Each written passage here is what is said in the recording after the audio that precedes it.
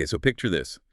Everything just goes dark, like all technology. No internet, phone's dead, power grid completely gone. Maybe an EMP strike hits, takes out electronics everywhere. How ready would you actually be if everything just stopped? Mhm. Today we're diving into something interesting, a guide that claims it can help you, well, not just get by, but actually thrive if that happens. Yeah, we're looking at this thing called Blastproof David's Shield, Biblical EMP Survival Guide. Mhm. And our goal really is to figure out how it mixes ancient ideas, biblical stuff, with actual survival skills, for modern threats like an EMP. It's kind of a different take on being prepared. That's interesting. So if it's not about like fancy gear and spending loads of money, what is the main idea? What are they actually promising to help people with? What kind of scenario? Well, what's really fascinating is how broad it is. It's talking about surviving a total collapse. Could be an EMP, could be something else that breaks down society. And it's very much focused on protecting your family if the grid goes down. It even brings in this idea of preparing for a beast system from Revelation. Right, that's definitely a unique angle. So just to be clear for everyone listening, this beast system they mentioned, it's described as like a future global control thing, right? Yeah. Affecting everything, which is why they push self-sufficiency, getting away from central control. Okay, so how does the guide say you do that without tech? It mixes things up. You've got biblical principles, practical survival techniques, and it even pulls from like the Amish way of life, their knowledge.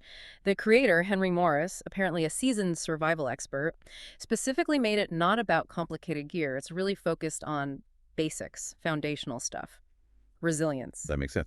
So when they talk practical aspects, what kind of skills are we looking at? What are the core things it teaches? It gets into the crucial stuff, how to shield your home against an EMP, how to make sure you have safe water, secure food, basically creating a safe zone. It's about giving you the tools to manage when, well, modern life disappears. I did notice the description says it's for men who want to lead their families. Yeah, It's pretty specific. Yeah. Is the advice only useful for men, or is it broader than that? that's a really good point. The language definitely targets a specific group, but the actual advice, water purification, storing food, finding heat off grid, that's useful for anyone, right? Regardless of gender or who's in the household. It's just basic survival knowledge. Right, yeah, that applicability really comes through in the reviews. Yeah. Like Sarah's comment, she said it was the only one that truly made sense. Mm.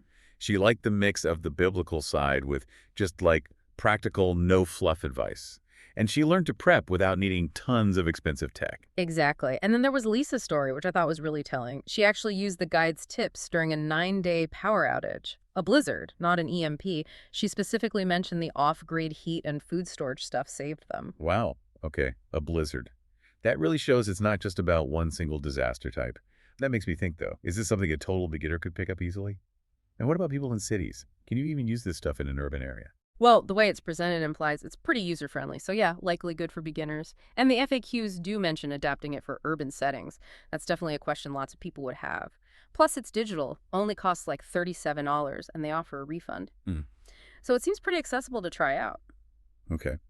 You mentioned the biblical wisdom aspect earlier. How does that actually help in a crisis situation? Is it just about staying calm, or is there more to it? From what we can gather, the biblical mindset isn't just spiritual comfort, though that's part of it. It seems tied to ideas of resourcefulness, maybe community independence, like ancient examples of storing food for hard times. So it kind of shifts the focus away from just relying on modern tech yourself towards maybe community, foundational skills, and a sort of calmer long-term view, both physical and spiritual readiness.